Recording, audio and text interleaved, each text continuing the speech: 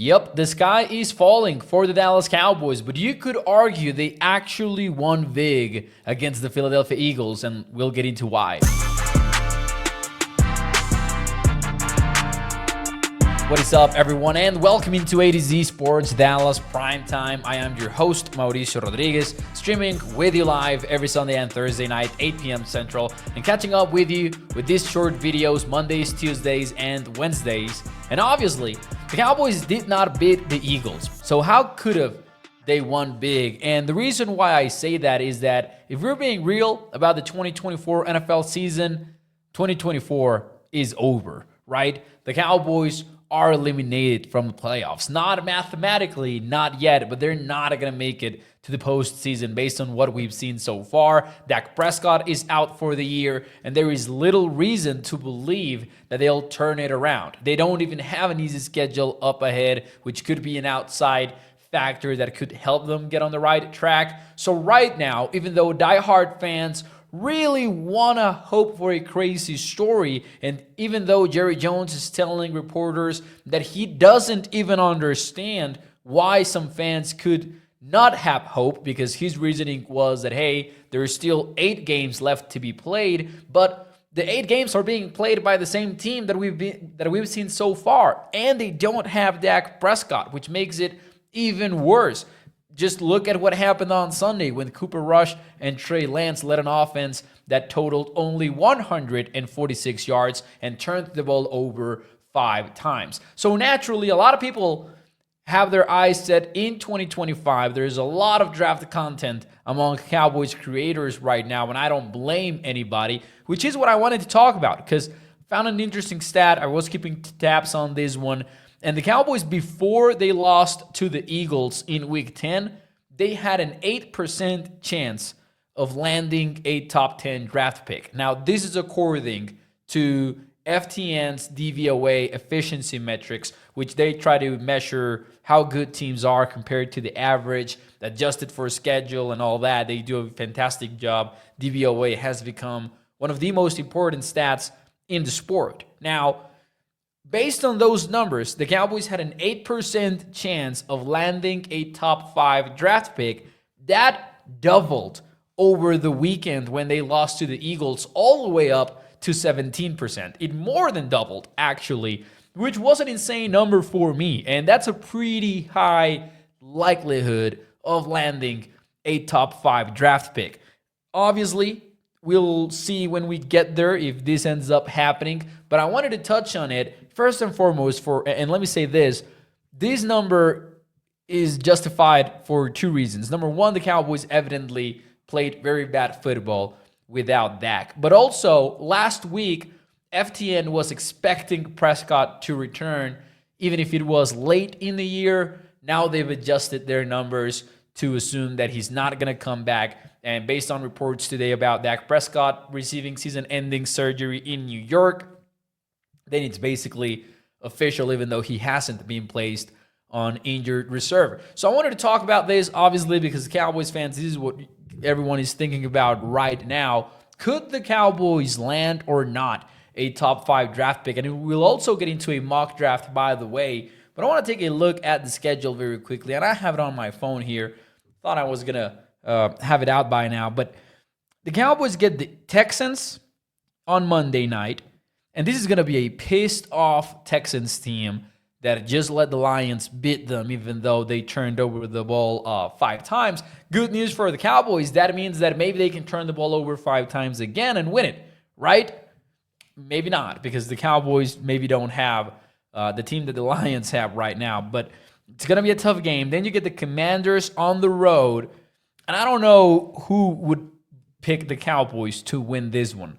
There's an argument to be made that the pass rush could get to Jaden Daniels. If you watched their Steelers game this past weekend, you could make the case that Daniels was very uncomfortable working from the pocket as he faced TJ Watt, Alex Highsmith, and all of those guys over there in Pittsburgh. The Cowboys could frustrate him a little bit. The problem is, do you get to move the ball against the Commanders, and I don't think that you do. Now you get the Giants in Week 13. This is Thanksgiving. That's a tough game to predict in favor of Dallas. It was a dogfight versus the Giants, even with Dak Prescott, and the team has only gotten worse since then because the injuries have happened since then, a lot of them at least. And now you have Cooper Rush or Trey Lance playing against the Giants. Not going to be an easy one, but I think it's one of the winnable games. So let's assume that you do get this one, right? And I'll look up the 23 draft order, and we'll count from there. Where could we realistically expect the Cowboys to be picking? All right. So we get the Giants, and then after that it's the Bengals. Monday Night Football. These might be flexed out, honestly, if we're being real. Let me try to find here very quickly the standings of last year, so we can have an even better idea as to what to expect. But anyways, you get the Bengals there, and then the Carolina Panthers. Let's give it to them. All right, why not give this one to the Cowboys? Far from a guarantee. The Panthers just beat the Giants, actually, over in Germany, so it's not going to be easy. I'm not trying to say that the Giants are great, but you look at the records, and it's pretty much the tier in which the Cowboys find themselves. I'm sorry about that. But let's give it to the Panthers. So that would put the Cowboys at 5 wins. Then you get the Buccaneers. Personally, right now, I would not pick Tampa. I would not pick the Cowboys over the Bucs. And then you close out the season over the Eagles and the Commanders. Maybe you get one of those. But I'm going to say the Cowboys end this season with 5 wins, right? The Chargers had 5 wins last year. They picked 5th overall, didn't they? Maybe they traded it away. But the Chargers were up there because they picked Joe Alt. So there's that. That is not the 2023. I was looking for the 2024 draft order. I'm sorry. I opened an article with the 2023 draft order. So yeah, that one was the Chargers with Joe Alt, right? So you're looking realistically at a top 5 draft pick here, in my opinion. If you go up to 6 wins, there's a bunch of teams that can go in there. For example, you had the Titans and the Giants at 6, and then you had another 3 teams at 7. So that's what gets you more or less in the top 10 of the NFL draft. You can win 7 games and still be around the top 10 area. So the Cowboys looking at 6 to 7, 5 wins even. It's going to go a long way in determining their draft order. But I think they're in that area. Now, before we dive into ADZ Sports' latest mock draft, let me ask you this, and you can let me know in the comments what do you make of it. Are you in favor or are you against tanking right now if you're Dallas? And I'll talk about what that means for the quarterback position as well in a bit here. But before I do that, and while you give me those answers, let me talk to you about our friends over at Texas Card House, because they're never tanking. They're always all in, and you should be too by joining the premier poker experience that they have to offer, where the thrill of the game meets the excitement of the community. Visit any of their Texas locations. There are 6 of them. Especially the Dallas and Las Colinas venues are the ones that you ought to check out. And I'll tell you why right now. If you go there and you just mention ADZ Sports or do it through the online website and use the promo code AZ Sports, you get a free month of membership and you get 2 free hours to play poker on top of that. Texas Card House offers a unique blend of luxury, sophistication, and camaraderie for poker aficionados, and that goes for those who are seasoned pros at poker, or if you're just starting out, trust me, this is a welcoming community that you are looking for, and they so happen to play at a top-notch facility located near you. So be sure to mention ADZ Sports or use the code over on their website, get a free month of membership access and free hours to play at the club. Again, this is valid at the Texas Card House, Dallas, and Las Colinas location. So with that being said, let me know if you want the Cowboys to tank or not. But I'll tell you this: I personally, on the football side of things, on the football fan side of things, I would be against it. You know, I just enjoy these ball games, so I don't want the Cowboys to tank just now. But on the long run, it absolutely would be the best thing that could happen to the Cowboys. So in that sense, gotta be in favor of it, I guess. I wonder if that plays into the decision of who are you playing with QB, at QB, excuse me. Because Cooper Rush was bad, guys.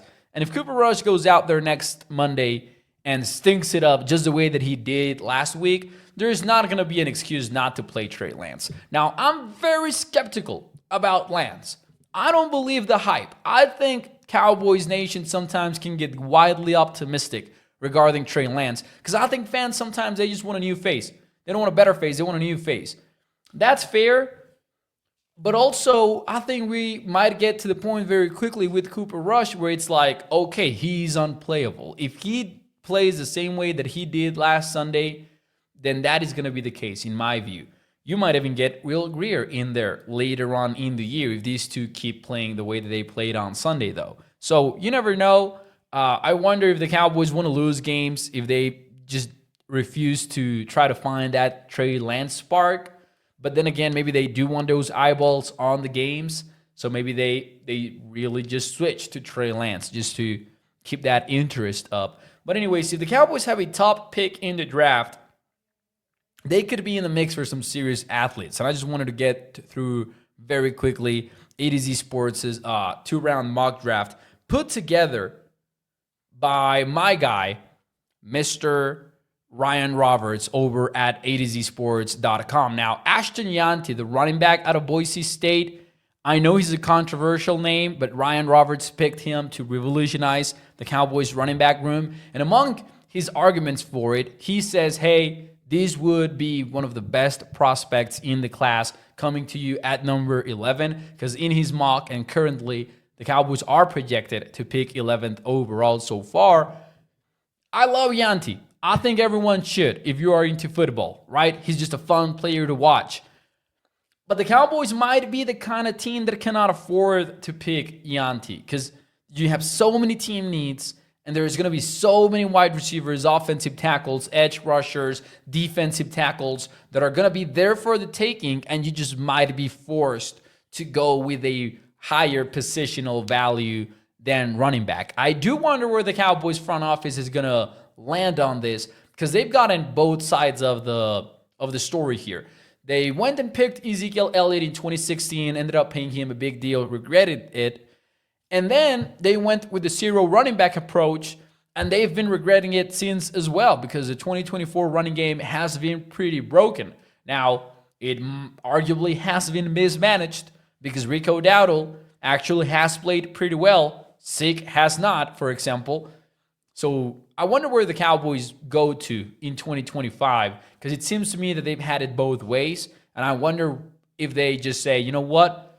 It was horrible to not have a top running back. Let's just go pick Yanti. Could totally see that being the case. And then at number 43 overall, Ryan Roberts has the Cowboys picking defensive tackle Shemar Turner. And I wouldn't mind this one at all. Former edge rusher, moved to defensive tackle, would be more of a pass rushing 3 technique, but he's big sized. So he could go a long way in beefing up your defensive line. I'm all for it, but I will admit defensive tackle is a position that I would root for, even if they have a top 10 draft pick. Forget about not picking Michigan guys. The Michigan defensive tackle is a real deal. I would be all for grabbing him right now. Now, mind you, I have not really dived into the tape, but if the tape matches the hype, I'm all for it personally. So let me know in the chat, what do you think about these draft picks? Let me know in the comments, and I'll talk to you later on through the comments, and then